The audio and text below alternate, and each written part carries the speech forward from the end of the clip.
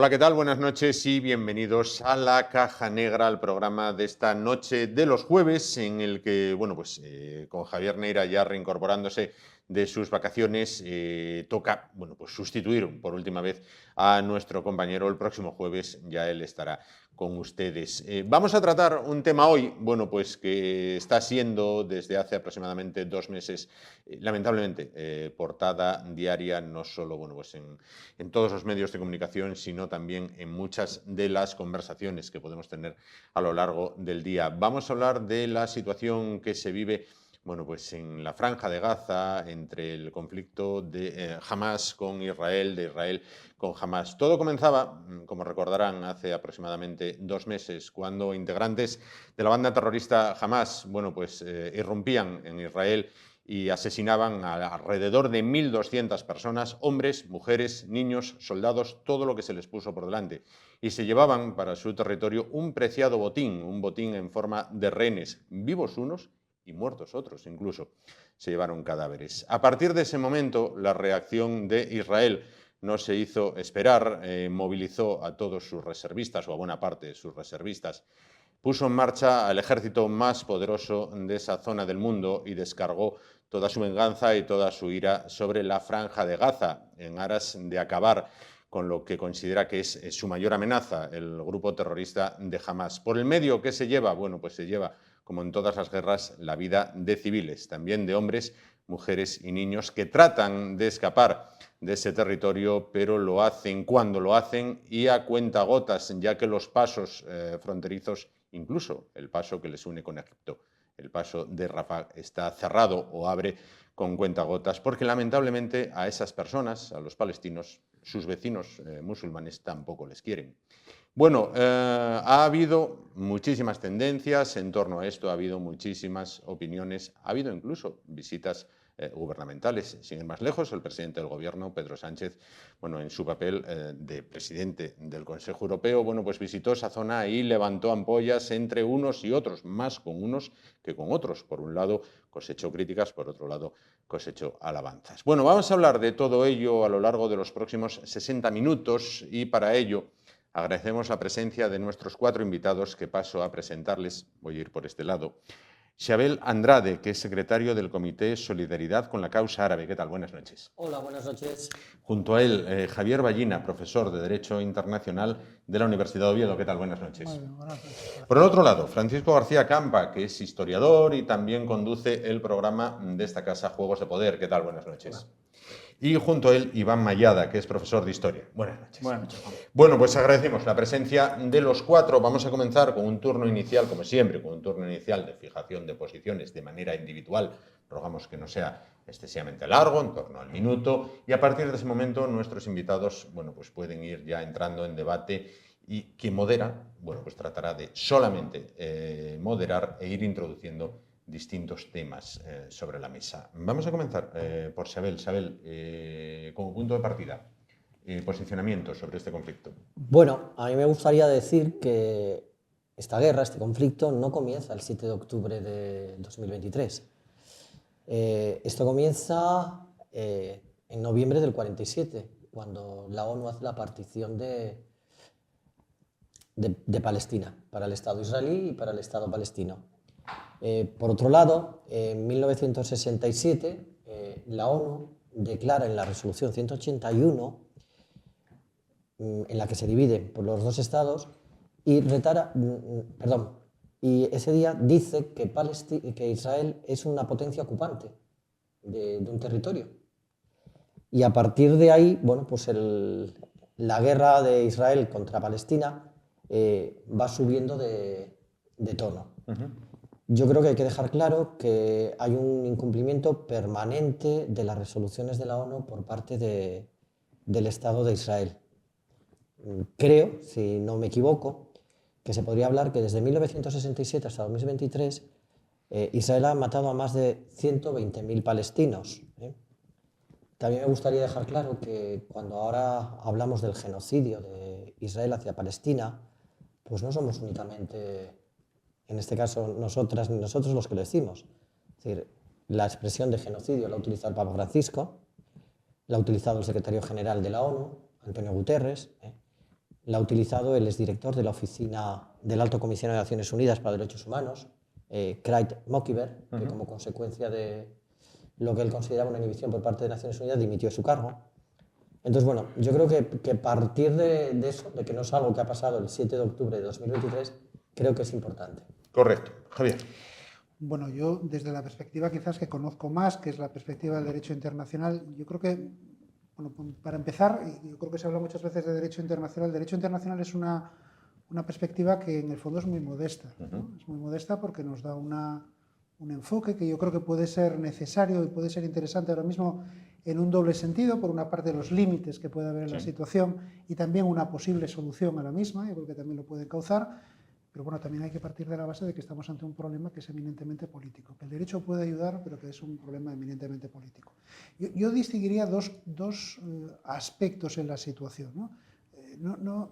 Y siendo enormemente importante el aspecto histórico para entender el conflicto que actualmente nos enfrentamos, yo diría por una parte la situación emergente, es decir, qué está pasando ahora mismo, la situación que se está produciendo y en qué medida se puede reconducir a corto plazo, en qué función puede tener el derecho.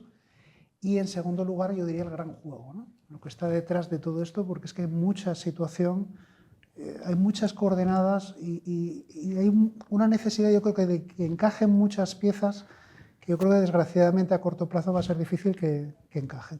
Yo distinguiría estos dos aspectos, que sería el emergente y el más a largo plazo. Vamos por el otro lado.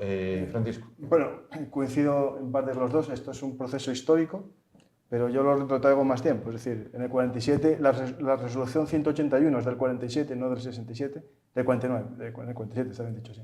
Es la que declara los dos estados, pero el conflicto proviene ya anteriormente con la llegada de más población de religión judía, porque ya había alguna, pero llegan más durante el Imperio Otomano, justo esos últimos años del Imperio Otomano, financiado en parte por el movimiento sionista, eso es indiscutible, pero también por el propio Imperio Otomano, que le interesaba la llegada de inmigración a esas tierras. Posteriormente, con el protectorado británico, ese conflicto llega a ser armado, hay una revuelta árabe a mediados de los años 20 y comienza una guerra entre la Haganá, los movimientos árabes también, y por eso los británicos declaran que no quieren eso, es decir, esto no empieza en el 47 ni en el 48, esto es un proceso más largo. Es cierto que en el 47, el 29 de noviembre, la resolución 181 crea dos estados y después viene una guerra en la que los estados árabes impiden que se cree el segundo estado, es decir, el primer estado se declara y el mismo día las monarquías árabes de alrededor atacan y no se crea el estado árabe. Y lo de palestino es verdad que en el año 67 es cuando surge ese término de Palestina. Hasta ese momento eran árabes y no se hablaba de Palestina.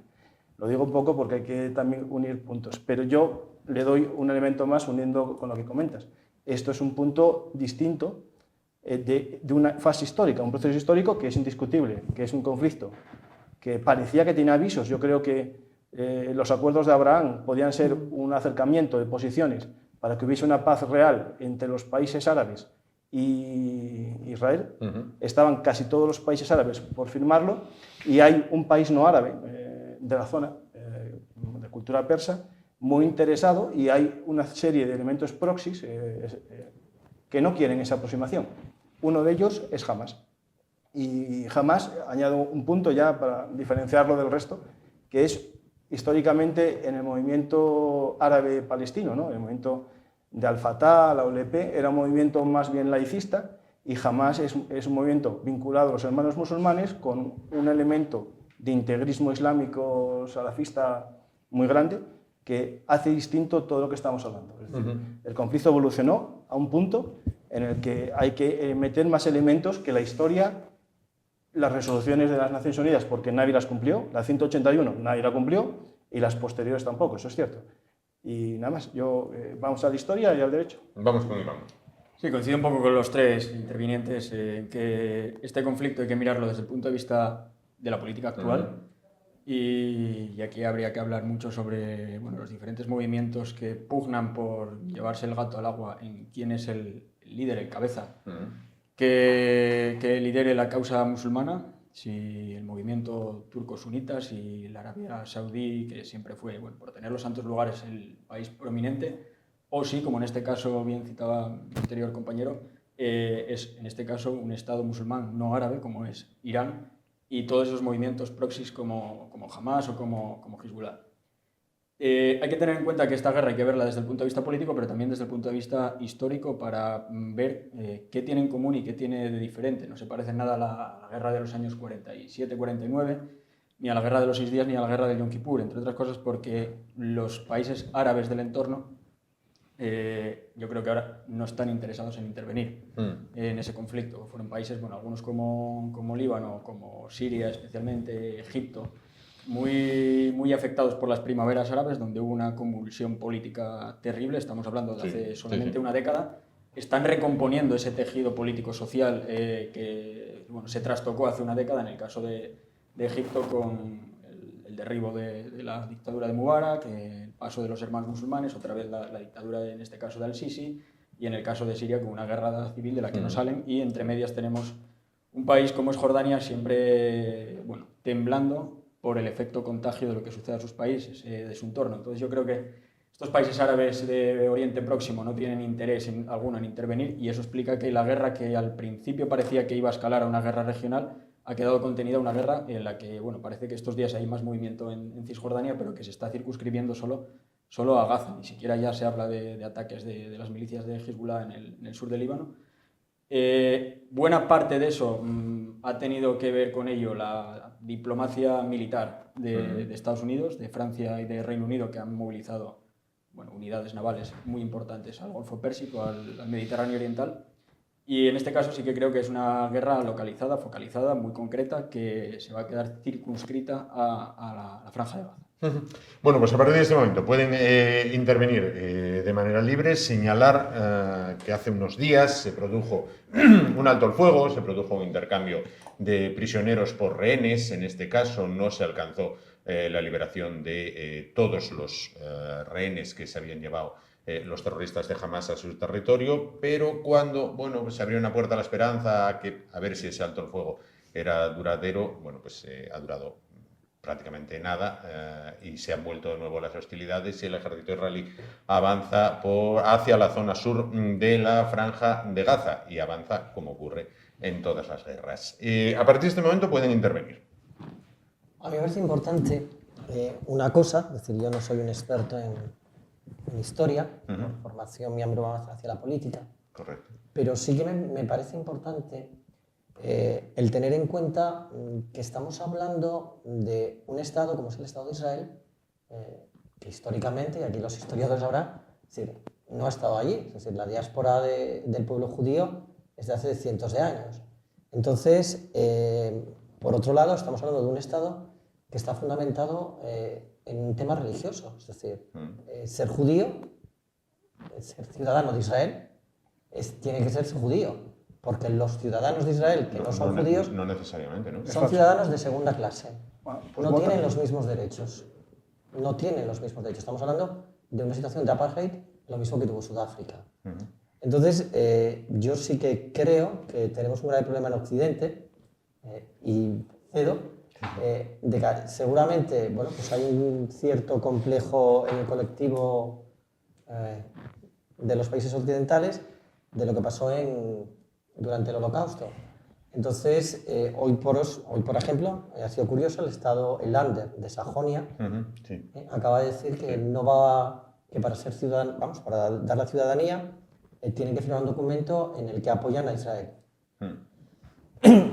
Yo pienso que, bueno, por ejemplo, y curiosamente, en cambio Bélgica, el primer ministro hoy también ha dicho que no va a dar la ciudadanía a colonos israelíes que hayan demostrado que son personas violentas. Tengo la sensación de que estamos llegando a una polarización importante en esa situación. Entonces sí que estoy de acuerdo con Javier Ballina que aquí tiene que haber una solución política. Mi gran duda es si hay intereses en que esa solución política se lleve a cabo o no. Yo tengo que puntualizar muchas cosas aquí. Primero, en la propia Declaración de Independencia, Ben Gurión establece un Estado laico, sin discriminación de religión. El 25% de la población de Israel, 25%, que no es ni el 5 ni el 4, es de origen árabe. no digo palestino porque Palestina es un término que surge en el 67, porque tampoco existió Palestina nunca en la historia, jamás. Nunca existió. El único estado organizado que existió en la zona fue el Imperio estado Otomano. histórico judío de los reinos de Judea Samaria. El resto fueron siempre potencias dominantes de la zona. Provincias o satrapías, o como queramos decirlo, en cada momento histórico. Es decir, no existió tampoco. En Israel, en el Parlamento hay partidos políticos árabes que incluso en algún caso apoyaron algún acto violento, y en el Tribunal Constitucional de Israel no se les condenó por derecho a la libertad de expresión, porque la libertad de expresión es un principio fundamental del ordenamiento jurídico israelí. En el ejército israelí hay soldados drusos, soldados musulmanes y soldados cristianos. De hecho, tienen derecho incluso a su rabino o su imán o su sacerdote.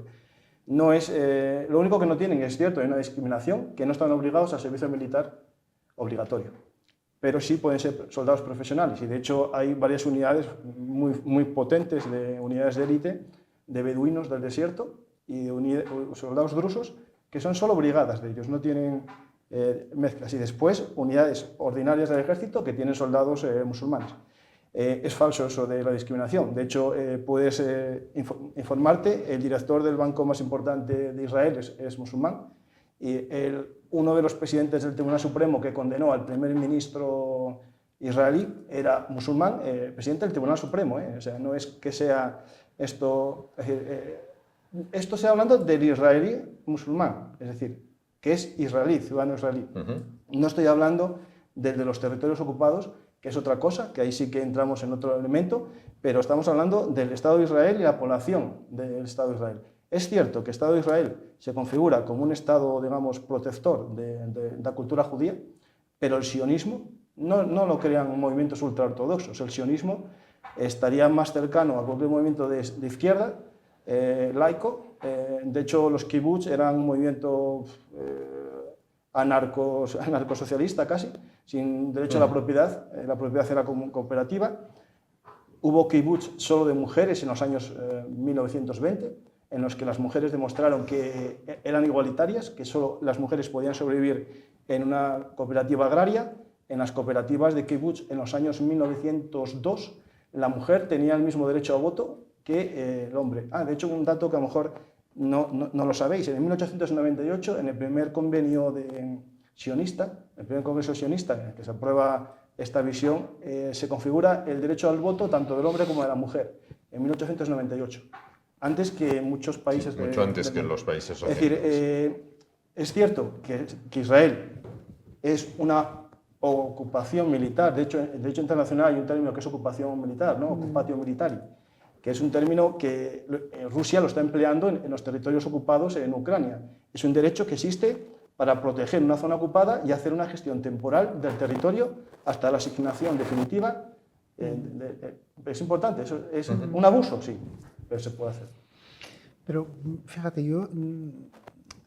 una de las cosas que estabas comentando ahora, que para mí es clave, es esa gestión que está haciendo Israel de los territorios ocupados. Porque sí que es cierto, y es cierto que han sido una tierra de mandato tradicionalmente, los británicos tuvieron un mandato sobre la zona, pero claro, lo que se ve por parte de Israel, y yo creo que ahí conecto un poco con lo que decía Xabel, es que si bien la forma jurídica en determinadas ocasiones puede ser una forma jurídica occidental, al menos dentro del propio Israel, sí que se observa una pulsión sionista que condiciona la actividad política. No tanto la praxis jurídica, sino la actividad política. Y lo digo porque para mí esa idea que pulsiona, que es el Eretz Israel, el gran Israel, el todo Israel, ese yo creo que es algo que para mí es quizás la principal dificultad que ahora mismo... Es decir, Israel ve los territorios ocupados como un territorio que tiene que mandatar en cierto modo y que tiene que transicionar hacia un Estado que va a reconocer, o es fruto de su apetencia, es la Judea y Samaria que quiere incorporar a su Estado. Claro. Porque esa contradicción, si somos capaces de resolverla y avanzamos hacia... Claro, hay muchas soluciones sobre qué se puede resolver, ¿no? Pero si avanzamos hacia dos Estados, la solución de dos Estados, yo creo que habríamos avanzado mucho. Pero yo no sé si Israel está en eso. Yo coincido contigo, el Eretz Israel. De hecho, el mandato palestino era Palestina EI, ¿no? Porque tenía ese concepto de la Gran Palestina, ¿no? Que era incluso la Jordania. Jordania, que para los ultrarradicales judíos forma parte de la Eretz Israel. Sí, hasta el Éufrates, ¿no? Sí, hasta el Éufrates. Hasta Sí, el Éufrates, es indiscutible. De hecho, no es Jordania, es Transjordania. Es Transjordania, sí. Y hay que recordar que en esto de la ocupación militar, los primeros en hacer una ocupación militar de Cisjordania fueron los transjordanos, que parece que la gente se lo olvida. Es decir, en el 48, Jordania se anexiona un territorio que hacia el 50 y algo quiso anexionárselo y la ONU le dijo que no. Egipto se queda con Gaza hasta el 56, que es la guerra del Sinaí, y también hace una ocupación militar. Y esa ocupación militar es cierto que es un abuso y se pueden cometer abusos, pero quiero que se explique bien las cosas. Es decir, en Israel, el ciudadano de Israel con pasaporte tendrá una discriminación. Bueno, también ahora hay la moda de que se discrimina a los que son de origen sefardí frente a los que son askenazí, porque hay un crecimiento de la población askenazí sobre la sefardí. Y eso es una dinámica, incluso que podemos decir, fruto de ser un país democrático, porque como son votos, tú tienes más población de un lado, y es verdad que hay un problema con el Eretz Israel, que son los ultraortodoxos, y el Likud. El Likud tiene un origen del Irgun, que es el grupo más violento, que incluso en la guerra del 48 se enfrentó a la Hananá, al ejército, y ellos creen en el Eretz Israel, y eso es un problema. Pero hay que debatirlo, ese problema. Pero ese problema hay que debatirlo con el otro lado. El otro lado tampoco quiere que exista Israel. Es decir, yo creo que aquí hay que ir fijándonos en el término medio, en el judío demócrata, que existen muchos, que quiere quedarse con su Estado y que exista el Estado de Palestina, pero también habrá que buscar en Palestina gente que quiera que exista el Estado de Israel. Cuando la gente en una manifestación grita del Jordán al Mediterráneo o al mar, no sé si sabe geografía o no, pero lo que está gritando esa persona en una manifestación es que desaparezca el Estado de Israel. Si eso es moderado, coincido contigo. Sí, un poco pueden intervenir cuando quieran. Por centrar un poco el tiro, es una cuestión que está enquistada hasta la médula en la zona porque se mezclan intereses económicos, políticos, sociales, religiosos de muy diversa índole. Como decía Xabel, el Estado israelí es un Estado basado en una religión. Hasta donde yo sé, Hamas es un grupo terrorista fundamentalista islámico. Yo no he defendido nunca Hamas, Es decir, lo defenderé. el territorio palestino controlado por Hamas tiene instaurada una teocracia. Hasta ahora, al menos Israel es una democracia.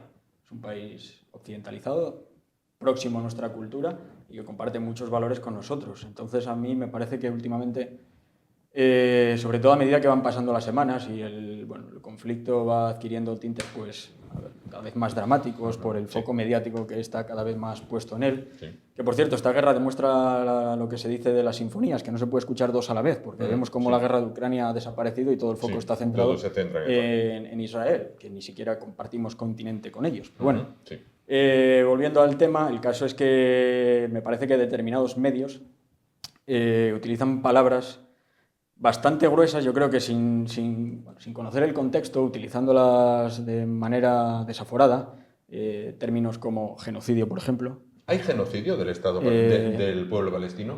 Hombre, a mí me parece que acusar de estar cometiendo un genocidio al pueblo israelí, que junto con los armenios han sufrido el único genocidio sistemático que se ha practicado contra un pueblo por motivos étnicos y religiosos en la historia contemporánea, me parece descabellado. Entre otras cosas porque Israel sí tiene los medios para hacer desaparecer Gaza y no los emplea. Habría que ver si la correlación de fuerzas fuera al revés, si se emplearían esos medios.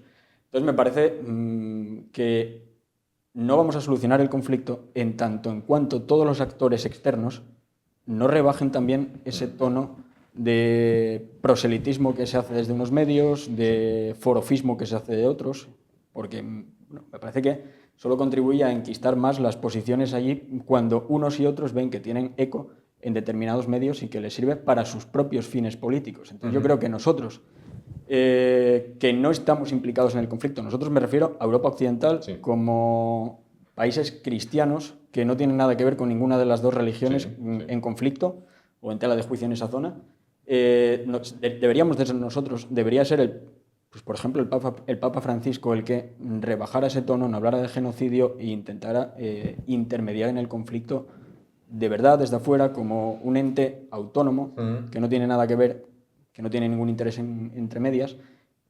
Y de esa manera, bueno, pues puede que se rebajara la tensión en la zona, pero mientras estos medios de comunicación sigan haciendo el juego a unos y a otros y sigan aumentando la bola del genocidio, de las matanzas indiscriminadas, de que si un bombardeo en un hospital, de que si no sé qué, no lo vamos a solucionar. No lo vamos a solucionar porque lo único que estamos añadiendo es leña al fuego y sobre todo por parte de algunos medios que parece que, bueno, que tienen especial interés en seguir acaparando titulares fáciles, porque una guerra acapara titulares fáciles que no te hacen buscar la noticia o la investigación en otras cuestiones que son de tanta o más actualidad y que nos conciernen mucho más. Bueno, quería preguntarles, vamos a ver, porque para esto, bien, ustedes los cuatro, bueno, me parecen eruditos sobre esta materia, para el común de los mortales, mucha gente se hace la misma pregunta. Esa zona, toda la vida, desde 1947, incluso antes, tal y como decían ellos, ha sido una zona tremendamente caliente, es una zona inestable, una zona donde no hay una paz duradera. Sin embargo, el 7 de octubre se produce un ataque terrorista masivo donde se acaba con la vida, se asesina a 1.200 personas, se toman rehenes y mucha gente se pregunta, ¿y qué esperaban que hiciera Israel? Que aplaudiera con las orejas, que, no sé, que dijera ven a por más, no sé. O sea, quiero decir, si bien parto de la base, como bien decía Isabel, esto arrancó mucho antes, cuando una zona como esa, en guerra permanente, asesinas a 1.200 personas y te llevas a 250 rehenes, ¿qué esperas que haga la otra parte? Una cosa que te olvidas, violaron a muchas mujeres. Cortaron miembros viriles y pechos a las mujeres en el festival de música.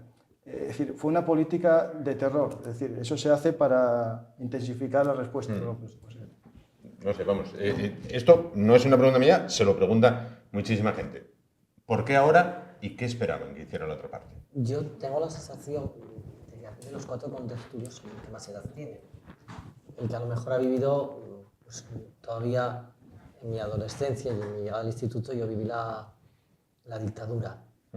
Entonces, a mí cualquier estado, sea teocracia católica, sea musulmana, sea judía, no me gusta. No me gusta. Primero porque llegar a un argumento perverso, hablo en mi caso en el que utiliza la Iglesia Católica, que es unir siempre la ley natural con la ley de Dios, con lo cual siempre lo que es pecado va a ser delito, pues eso no me gusta, y se haga con la Sharia o se haga con la Torá. Oír, como yo oía a Netanyahu, pues decir que ellos son la voluntad de Dios de exterminar al demonio, tampoco me gusta. Yo no sé si Dios está o no está, pero tiene que estar harto de que lo metamos en todos los conflictos. Sí que me parece que la situación se está polarizando. Yo antes puse el ejemplo de lo de Bélgica de hoy, del presidente Krops, y de lo de el Länder de Sajonia ayer, y creo que cuanto más se prolonguen estas cosas, más se va a polarizar. Bajo ningún concepto estoy de acuerdo con Hamás ni con lo que ha hecho Hamás. Vamos, eso ya no hay duda. Pero sí que me parece que ese es el gran peligro, el que empecemos a polarizar. Creo que también lo decía Francisco, el que empecemos unos a defender un lado y otros a defender otro. Y nos quedamos sin el justo medio. Nosotros tenemos compañeros y compañeras que son judíos en el Comité de Solidaridad con la Causa Árabe.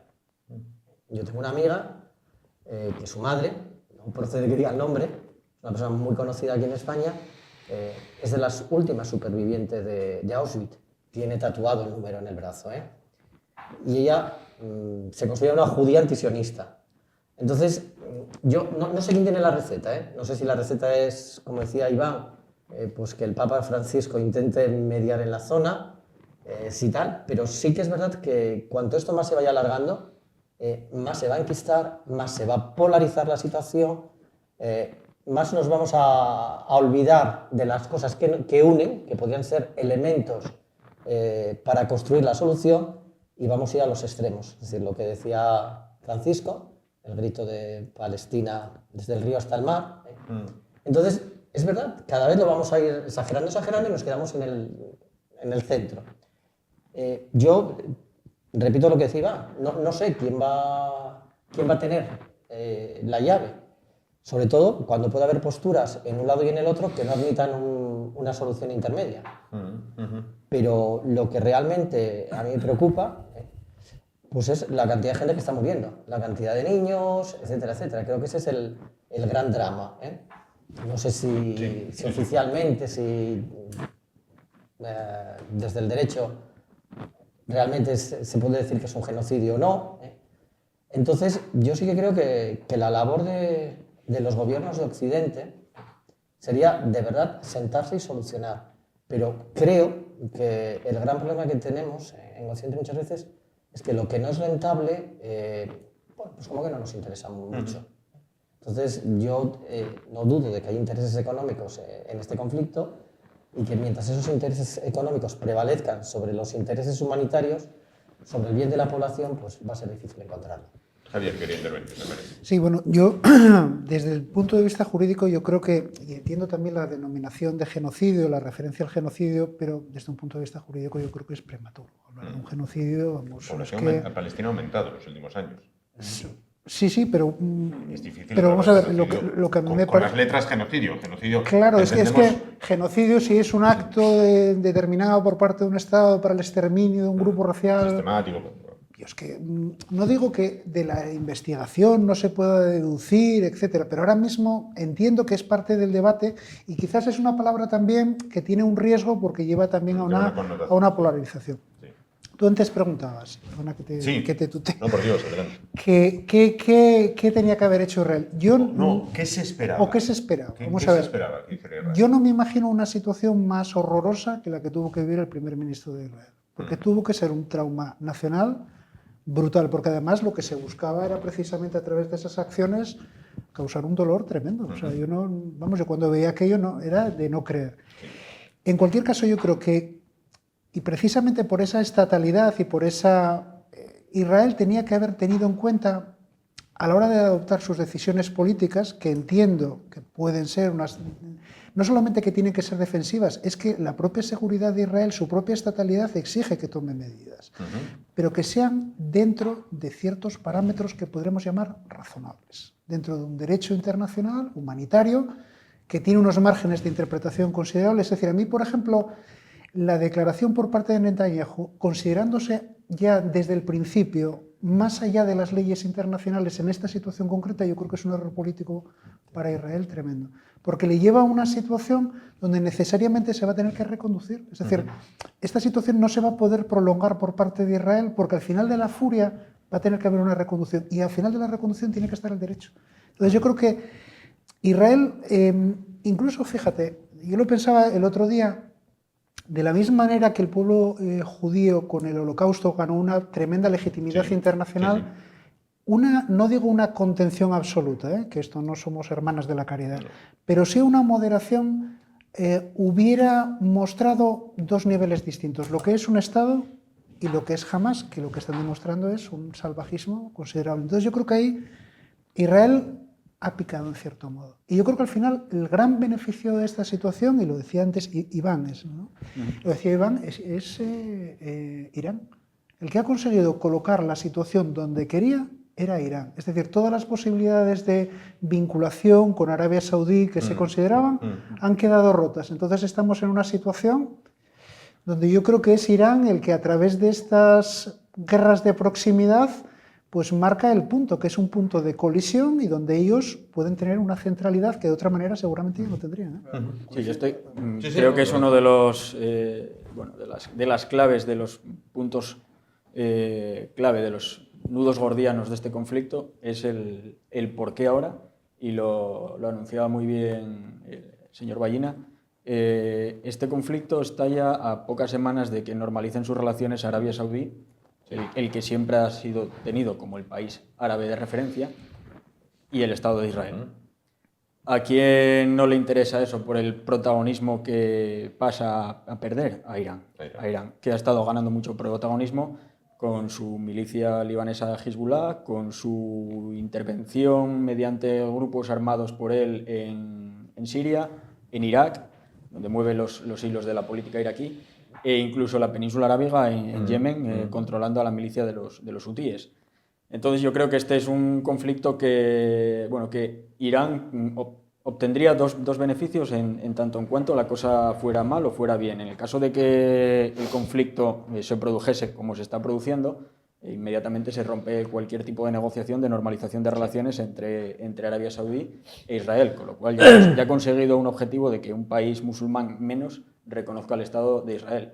En caso de que no hubiera habido conflicto y hubieran seguido negociando y hubieran normalizado las relaciones, Irán habría quedado como el único que enarbolaría la bandera de resistencia a ultranza frente al sionismo y a cualquier movimiento no musulmán en Oriente Próximo. Entonces yo creo que este es el gran tablero de juego, igual que en el siglo XIX el gran tablero era Asia Central y todo el colonialismo británico, ruso, Afganistán en medio, el propio Asia persa.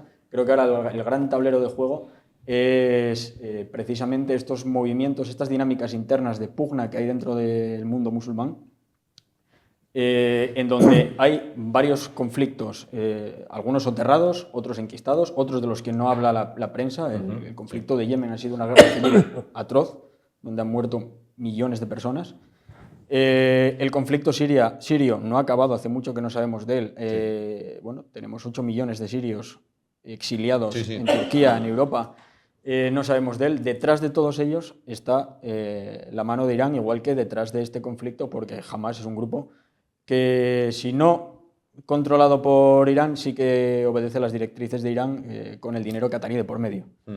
Entonces, bueno, también tenemos que ver intereses económicos por parte del país persa en cuanto a colocación de sus propios activos militares, que lo estamos viendo, por ejemplo, en Ucrania, donde han negociado con Putin el envío de estos drones kamikazes, los Shahed, de bombas guiadas, de munición, de todo tipo de proyectiles de artillería. Entonces, el país persa, que ha estado aislado durante mucho tiempo económicamente por las sanciones de Estados Unidos y que ha perdido protagonismo en el área, ahora está intentando recuperar ese protagonismo que había perdido. Entonces, esta guerra no es una cuestión baladí, ni surge por casualidad, ni el 7 de octubre de repente jamás salta a la valla y ataca, que en esto sí que se parecía a un genocidio, porque ahí se llevaron por delante a todo lo que pillaron que tuviera carne israelí.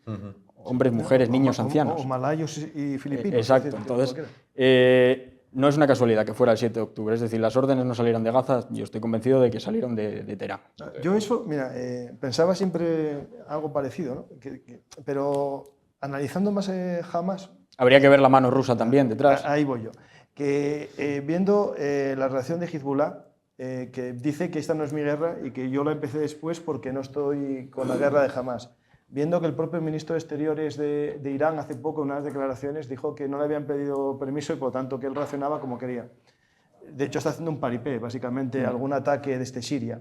Por tanto, esto es algo de Hamás. Es decir, Hamás, un Estado, porque cuando hablas del Estado de Israel, hay que recordar que ellos funcionan como un Estado. Es decir, desde el 2005 Israel abandona Gaza, en el 2006 hay unas elecciones que ganan, Al-Fatah no admite que haya ganado Hamás, en lógica también lo entiendo, hay una guerra civil entre ellos, los de Hamás matan a todos los funcionarios de Al-Fatah en Gaza, los tiran por un balcón a muchos, comienza una islamización de la sociedad y configuran un Estado, tienen su palacio de justicia, bueno, ya no lo tienen, pero bueno, tenían su palacio de Sharia, que se llama así, su cámara legislativa, tenían su policía, su ejército, su sistema de misiles, ¿no? Porque estamos hablando que parecían, 4 amigos y fueron capaces de lanzar 5.000 cohetes en un día. Es decir, es un ejército potente. ¿De dónde le viene? De apoyo de Irán, sin duda ninguna, pero Irán no les controla tanto como a Hezbollah. Hezbollah es una milicia proxy, eso está claro, pero hay que entender que Hamás es suní, por lo tanto, ya ahí se aprovechan uno del otro, ahí se aprovechan uno del otro más bien. Después tenemos los hermanos musulmanes egipcios que también influyen porque el creador de Hamás aprendió en una escuela de los hermanos musulmanes y tenemos que solo le queda Qatar. Es decir, la causa palestina ya llegó un poco, voy a decir un término, a cansar a los países árabes. Casi todos los países árabes dejaron de financiar las obras que estaban haciendo en los territorios palestinos porque entre que veían que esto nunca iba a nada, es decir, metemos dinero, nunca hay paz, siempre hay guerra, acuerdos de Oslo, Arafat no los firma, sigue la guerra, llega el 2005, Israel entrega los territorios, que le costó mucho entregarlos, un problema interno. Tuvo un enfrentamiento muy fuerte el gobierno cuando tiene que expropiar tierras a judíos en Gaza para dárselos a los gazatíes. Todo eso no valió para nada. Entonces los países árabes empiezan a darse cuenta de que esto es una causa que a lo mejor ya no hay que financiar. Y solo queda Qatar como financiador y entra Irán a financiar ahí, ¿no? Y ahí estoy con vosotros, pero yo creo que viendo las reacciones y al poco tiempo van los de Hamas a Moscú y son dados bienvenida, bueno, hay el elemento de guerra de distracción, como ya se dijo aquí. También los talibanes estuvieron con Reagan. A mí yo veía las fotos el otro día comparadas y decía, coño, si es que es exactamente lo mismo. Y Erdogan, antes de ser famoso, era amigo también de los talibanes, hay fotos con él. Esto es un mundo muy complejo en el que hay que entender juegos ya no solamente internos de los países, porque claro, aquí hablamos de Israel como un todo, es decir, cuando hablamos del Estado judío, bueno, pues es un Estado laico, hay separación de poderes, que hace poco Netanyahu quiso meter mano en el Tribunal Constitucional y no le dejaron, no pudo hacerlo, porque hay todavía una división de poderes, que a ver si la tenemos en todos los países, ¿no? Todavía son laicos, aunque Netanyahu diga que lo hace en nombre de Dios, también en Estados Unidos, en los discursos ordinarios, citar a Dios es algo que cualquier presidente de Estados Unidos, incluso Obama, lo decía. Es decir, Estados Unidos, citar a Dios y la religión no te convierte en un psicópata mata gente. Es decir, en Estados Unidos es símbolo de democracia ser creyente. Isabel, no sé si puedes continuar o pedimos agua. Sí, vamos a ver si nos puede entrar un poquito de agua para... Sí. Lo que está comentando Francisco, yo creo que es un poco lo del... Vuelvo a repetir, a lo mejor es que mi experiencia vital es muy distinta y me condiciona mucho, ¿eh?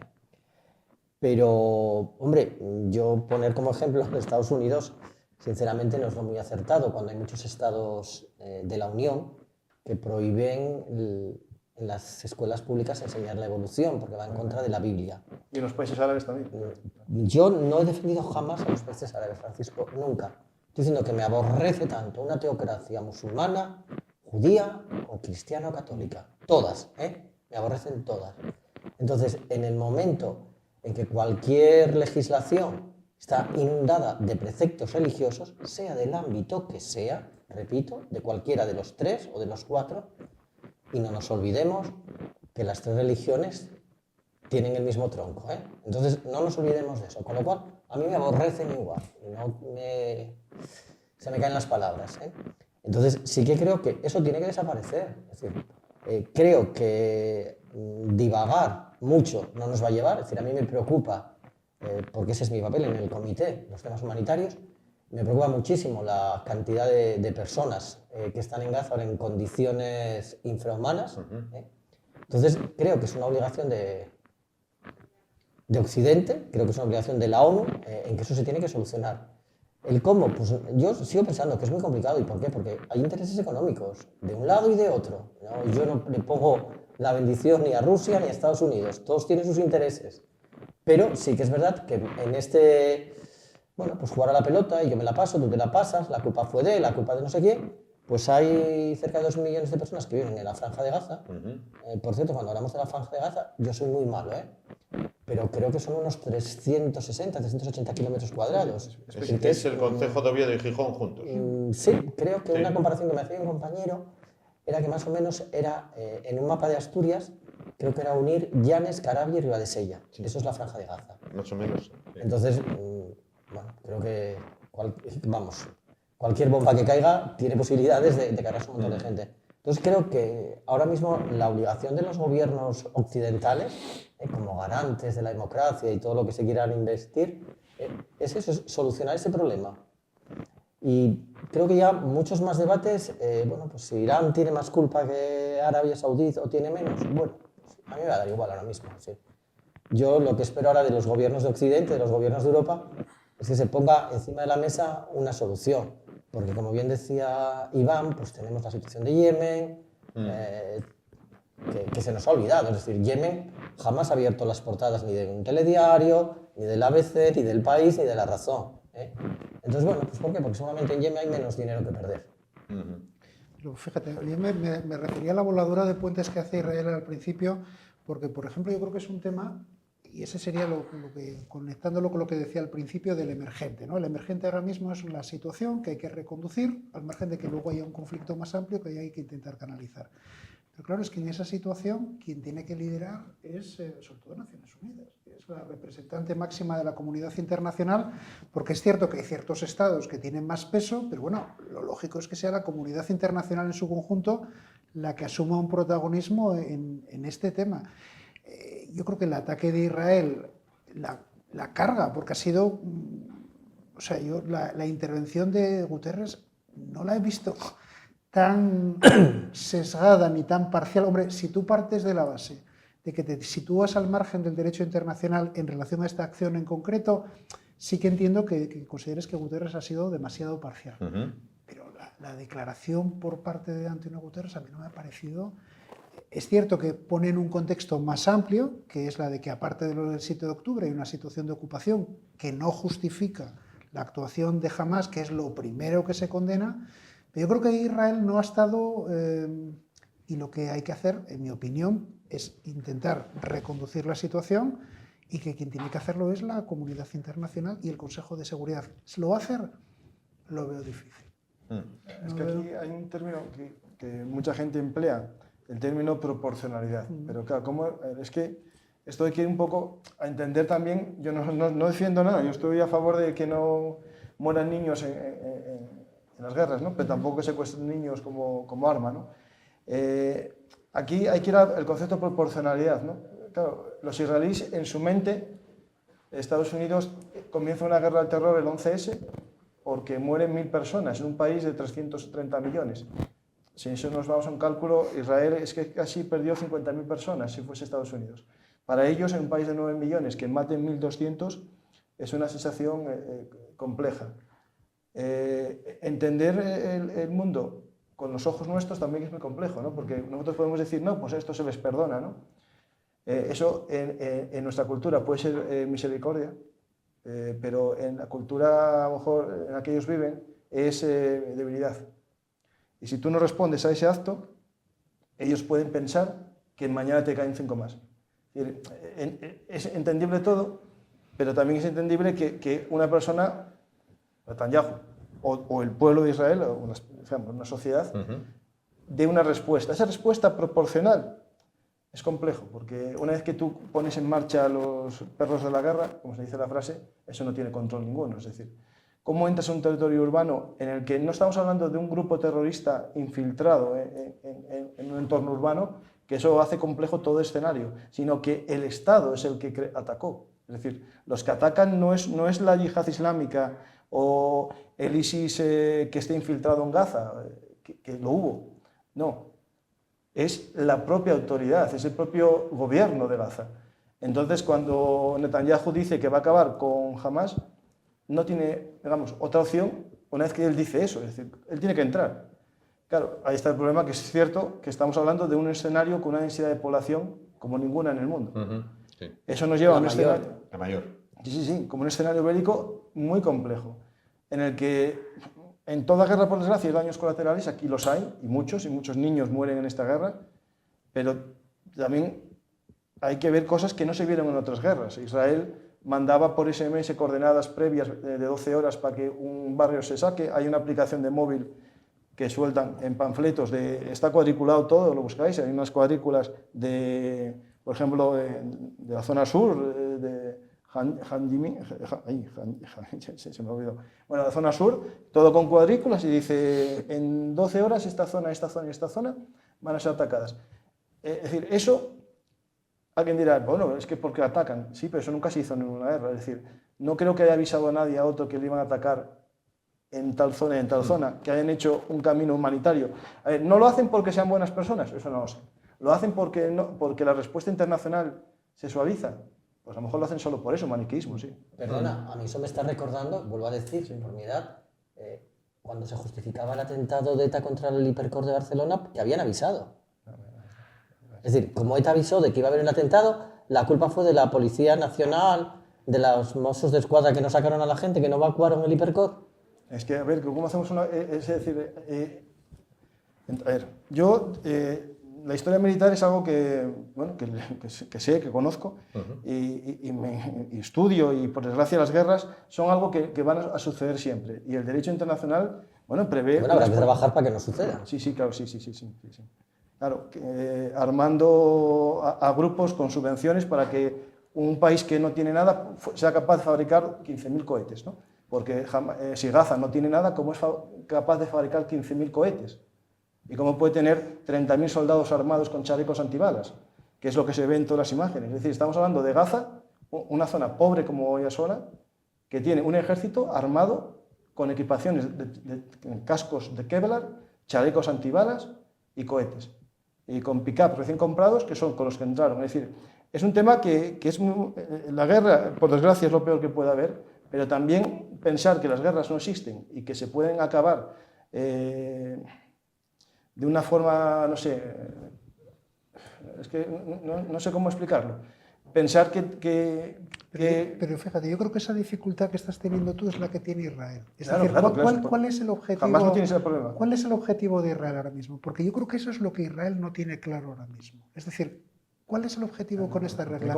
¿Es una operación ejemplarizante de castigo? Y a lo mejor, oye, desde el punto de vista de la estatalidad, ellos entienden que, oye, o nos ponemos firmes o nos echan al mar. Pero claro, es que desde el punto de vista del derecho internacional eso no es aceptable. Porque entiendo que aquí hay muchas dinámicas, y por eso yo creo que, fíjate, por eso para mí la prueba de fuego de esta situación es una prueba de fuego para Israel. Porque yo además, Israel es un Estado que yo creo que tiene unas tensiones... Veo como dos almas, ¿no? Hay un alma que es muy occidental, legal y rigurosa, y otra alma mucho más primitiva, que yo no sé quién está dominando el Estado. Y esto es una prueba de fuego para Israel. Y yo creo que desgraciadamente Israel la está perdiendo.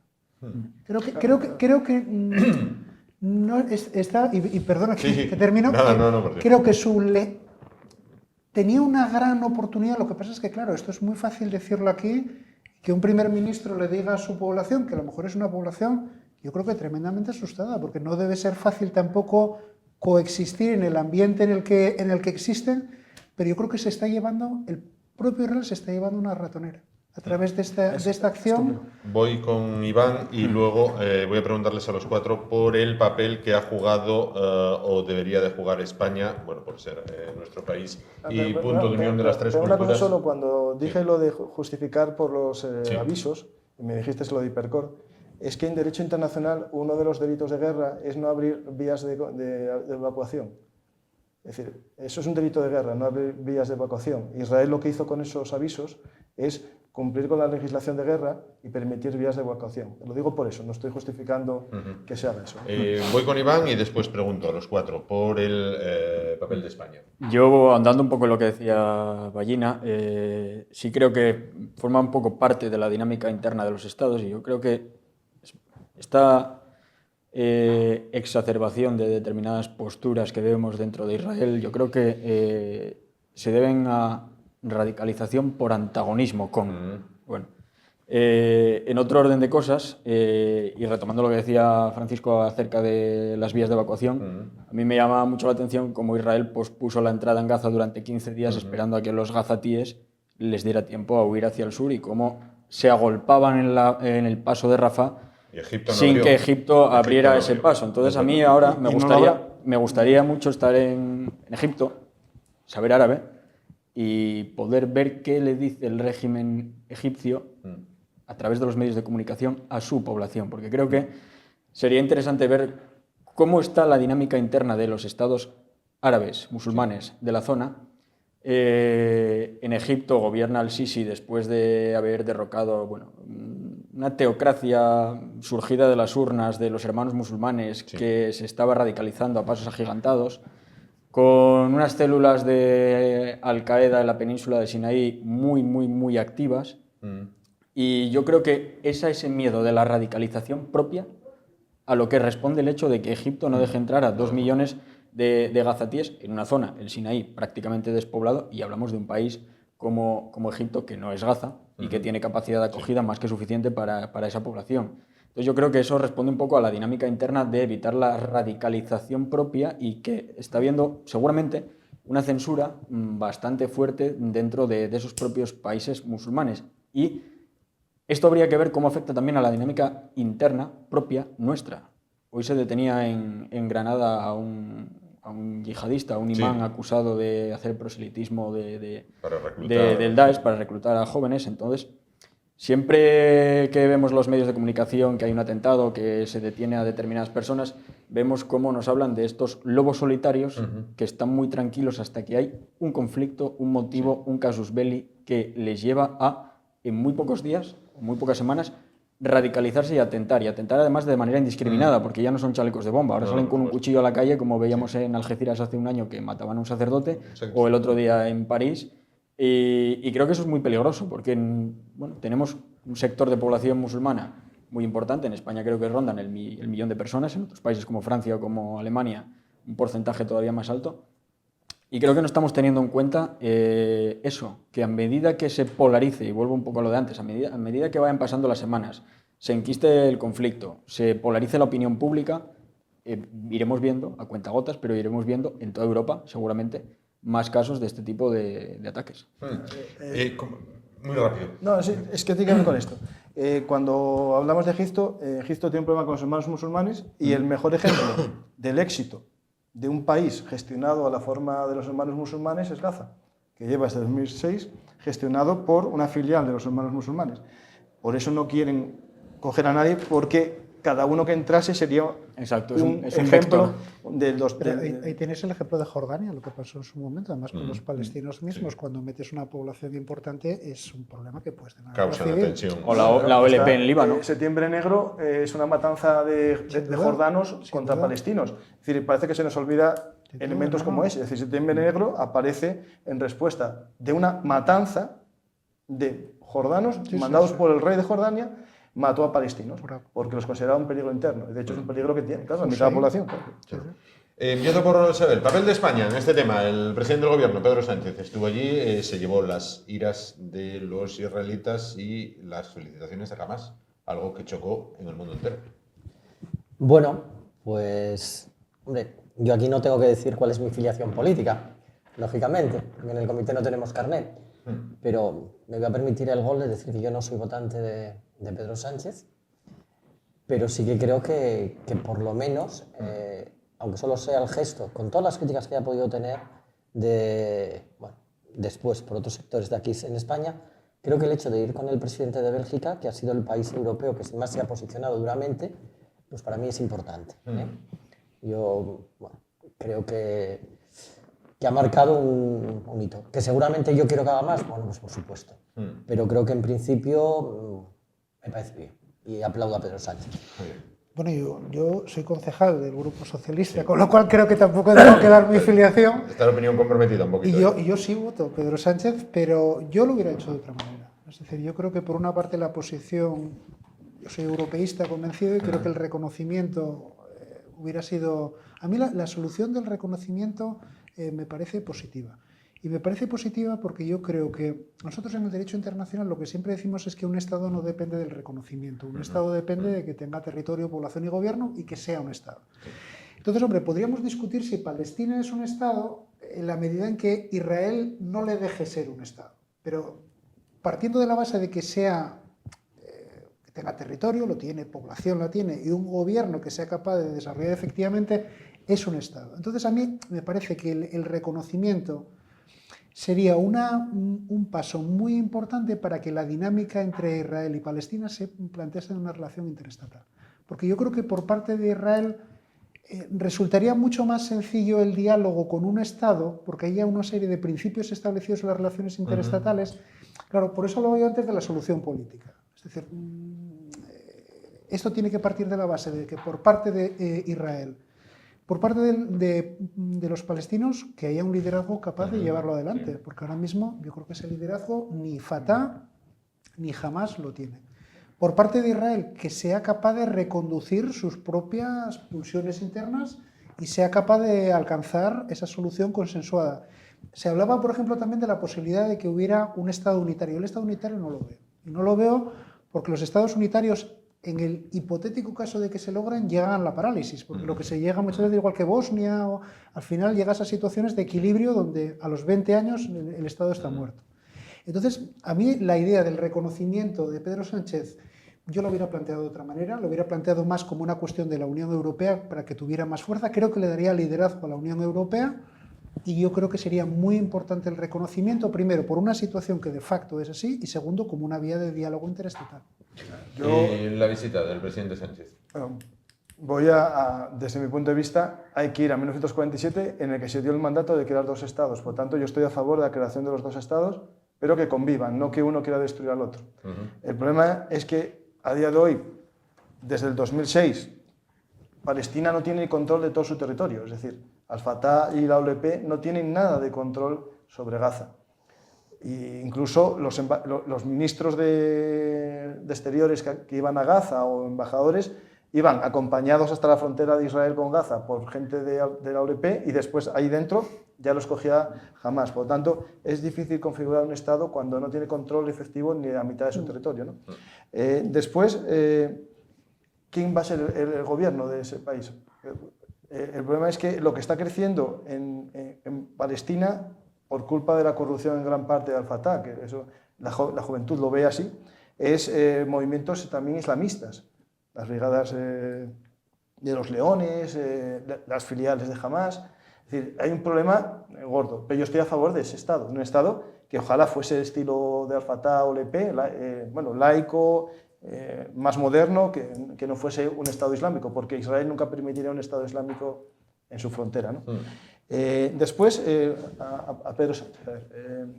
Yo creo que no es el momento para hacer eso que hizo. Es decir, si tú dices esto después de haber hecho y haber pasado el 7 de octubre, parece que estás gratificando el acto que desencadenó todo esto. Es decir, en política tienes que también tener tus tiempos, ¿no? Hay unos tiempos que a lo mejor, si no hubiese pasado nada de esto, si el 7 de octubre jamás no hubiese matado a toda la gente que mató, se hubiese declarado y a lo mejor hubiese sido un momento de reflexión. Sí. No es verdad que Netanyahu no es el mejor, pero Netanyahu, bueno, una semana antes había autorizado a 18.000 trabajadores de Gaza a trabajar. Es decir, hay que contar las cosas un poco así, ¿no? Es decir, yo estoy a favor de los 2 estados, no me parece el momento y me parece una presión por parte de la coalición. Es decir, en el Parlamento español se dijo que uno de los requisitos para el apoyo de uno de los partidos de la coalición era el reconocimiento de Palestina. Y eso se dijo antes del viaje. Y ya se iba con esa idea, es decir, no fue algo que saliese así de improviso.